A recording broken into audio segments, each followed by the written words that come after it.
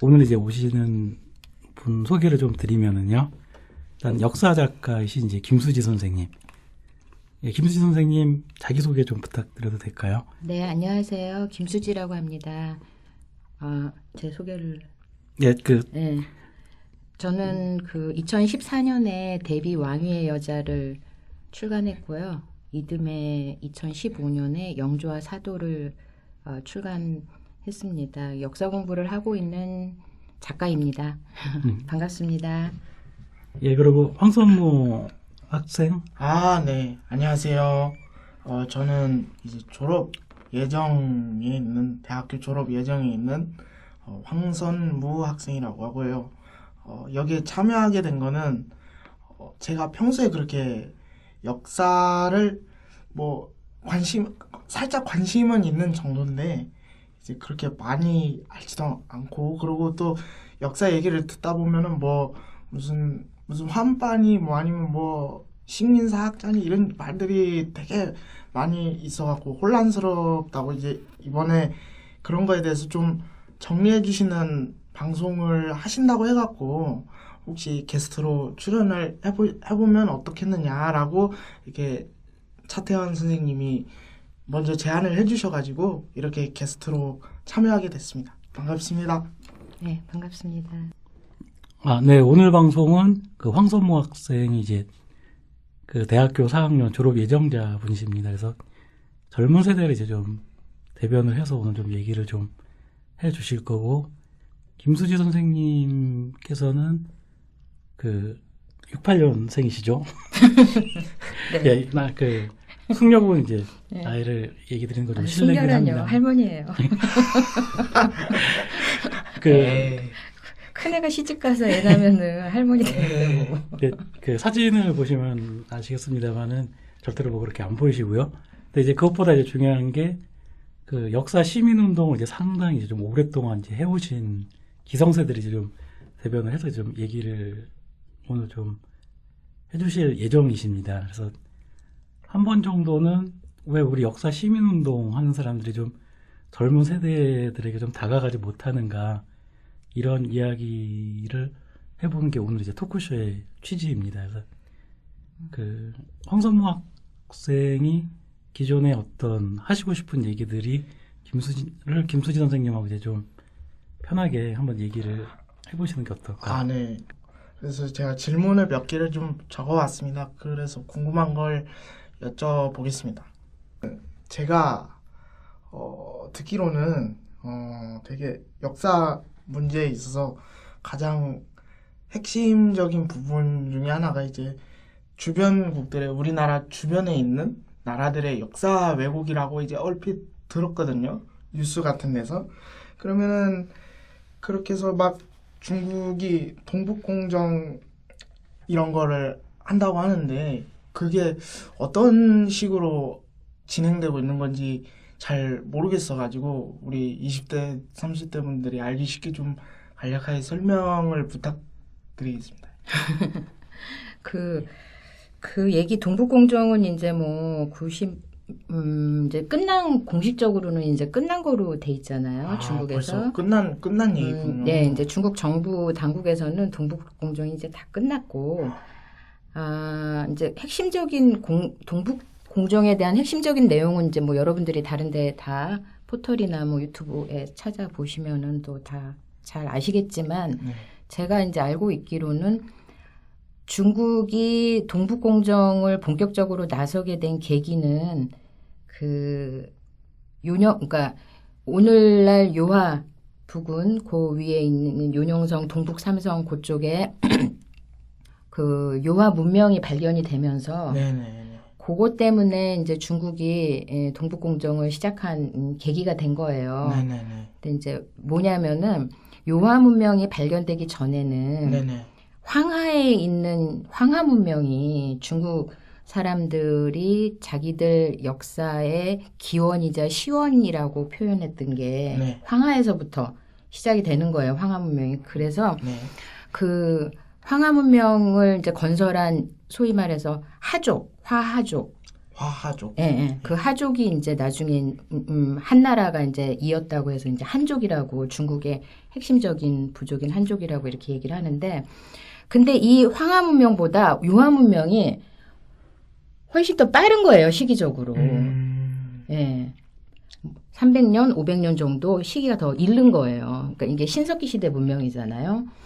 그러니까 황제들이 이제 그 중국 사람들 그 오제가 있잖아요. 중국 시조, 중국을 만들었다는. 중국 예. 시조를 오제 통틀어서 오제라고 하는 거군요. 그 이제 오제들이 여기 황하 문명에서 나오면 안 되는 거야. 왜냐하면 더 늦잖아요, 이게.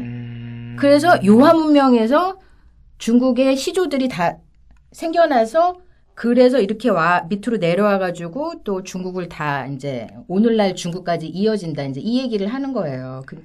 근데 이제 우리가 원래 중국 25사에 기록된 것도 그렇고 우리나라 고대의 역사 이제 뭐 고려 시대나 조선 시대 때나 다 이렇게 기록된 그 사료들을 보면은 네. 중국의 동북 지방은 소위 말해서 우리가 잘 알려져 있는 동이들의 수많은 소수민족들, 동이들, 북방 유목민족들의 거기가 터전이었어요. 네. 근데 여기하고 황하 문명하고는 별개의 문명권이거든요. 예. 그리고 소위 말해서 중국의 화하족 입장에서는 거기는 다 이족들이에요. 네네네. 그죠? 네. 남만 중국 입장에서는 그 사이를 얘기를 할 때 북적, 서융, 남만, 동이 이런 식으로 얘기하잖아요. 네. 그러니까 자기들 중심에서 그 사방이 다 적이었고 그 요하 문명권은 당연히 중국하고는 관계없는 중국을 쳐들어오는 위협하는 소수민족들의 그런 문명 터전이었거든요. 중국 25사가 다 그렇게 얘기하고 있어요. 근데 갑자기 요하 문명이 발견이 되면서 이게 본격적인 발굴이 80년대 이후에 발굴이 돼서 이제 원래는 30몇 년도에 발견이 됐었는데 그때는 그게 뭔지 잘 몰랐고 네. 80년도 이제 넘어가면서 본격적으로 발굴이 되기 시작했는데 어마어마하고 대단한 유적들이 계속 나오는 거예요. 시기도 훨씬 오래된 거고 네네네. 그리고 중국의 이 황하 문명과하고 별도의 이제 청동기와 토기들이 막 발견이 되고 네. 이러니까 이 중국 시조들이 요하 문명에서 태어났다. 그래갖고 동북 속에 있었던 모든 소수민족들도 전부 다 중국 황제 오제의 자손들이 되는 거예요. 네. 그렇게 돼서 오늘날에 중국까지 왔다라는 거를 얘기를 하기 위해서 그래서 거기서 고구려도 중국의 지방 정권이다. 이제 이런 얘기까지 다 번져가게 된 겁니다. 그래서 사실상 동북 공정 자체는 끝났지만 네. 동북 공정에 의해서 중국의 그 교과서 같은 거는 다 새롭게 쓰였어요. 지금 어떤 식으로 나오냐면 고구려를 중국 고구려사 이렇게 나와요. 이미 그렇게 바뀐 건가요? 네, 모든 초중고 그 교과서가 그 동북 지형에서 발생했던 모든 그 나라들의 역사는 중국의 지방 분권적인 역사다. 이제 이런 식으로 중국사에 편입시켜서 들어가는 거예요. 그러면 우리는 고구려, 발해, 부여 이게 다 우리 그 만주, 윤영성, 동북 삼성에 다 있었잖아요. 네. 그럼 그 역사들이 통째로 부정이 되는 거예요. 우리 입장에서는. 네네. 우리는 발해, 고구려, 부여 다 그 북만주, 윤영성 그쪽에서 발원한 그 역사들을 다 우리 역사로 배웠잖아요. 네네네. 근데 이제 중국에서는 중국 고구려사, 중국 발해사, 중국 부여사 이렇게 되는 거예요. 네네네. 그리고 우리는 통째로 눈 뜨고 앉아서 그거를 다 잃어버리는 그런 꼴이 된 거죠. 지금 현재. 네. 약간 심각한 상황이라고 봅니다. 저는. 듣고 보니까 좀 정말 심각한 상황이라고 생각이 되네요.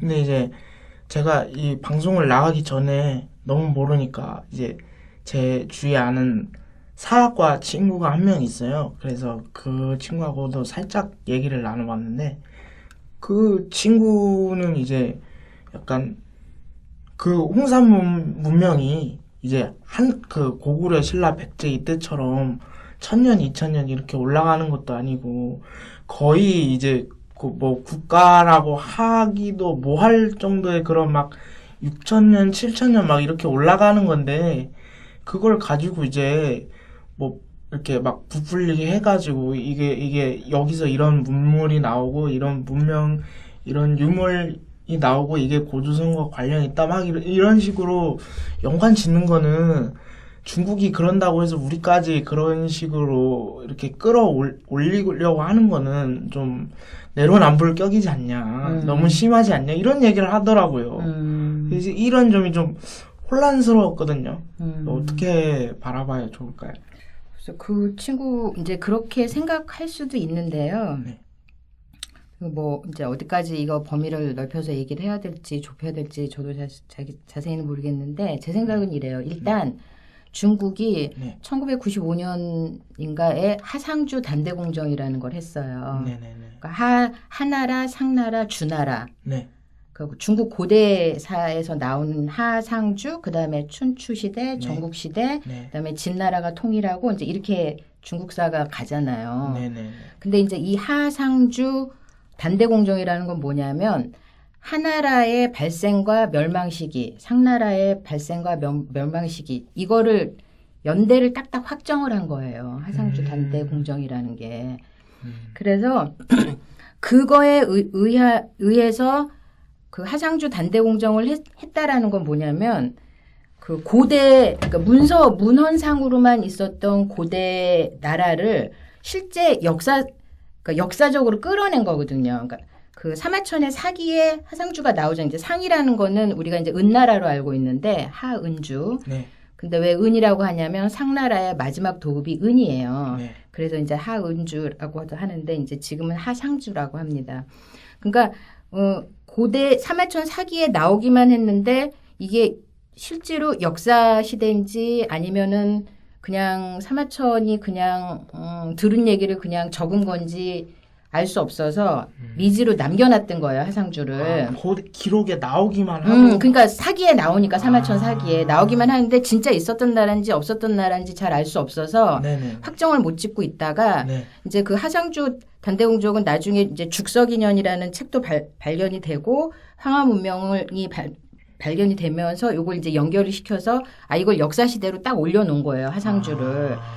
그리고 이제 그거보다 더 올라가면은 요순우탕이라는 임금이 있잖아요. 네네네, 그렇죠. 저 요순우탕. 살짝 그것도 역사 시간에 살짝 졸면서 들어본 것 같아. 그래서 이제 중국이 이제 하상주 전에 이제 나라 이름은 없는데 요순우탕이라는 임금이 있는 거잖아요, 중국에. 네.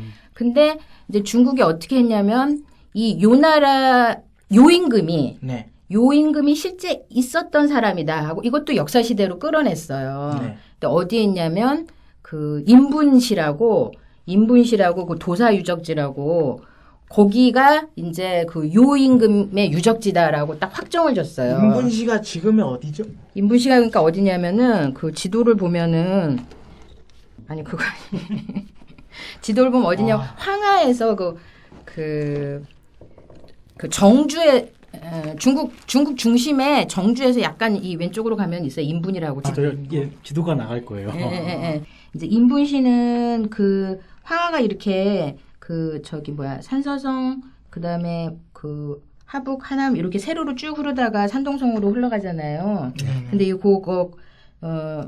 중국 대륙을 세로로 쭉 흘러 내려오다가 산동성으로 이렇게 꺾여서 흘러가는 그 지점에 약간 위에 있어요. 그 꺾이는 부분에 약간 위에, 거기에 인분시라고 있어요. 근데 거기에 도사유적지라고 그 도사유지가 요임금의 유적지다 해가지고 그것까지도 그러니까 요순우탕 시대까지도 전부 다 역사 시대로 그렇게 돼 있잖아요. 근데 이제 우리가 여기서 한 번 더 생각을 해보면 삼국유사에서 일연이 요임금이 오를 때 당군 왕검이 조선을 세웠다라고 나오잖아요. 네네네, 그때가 그렇죠. 요임금 때다. 네.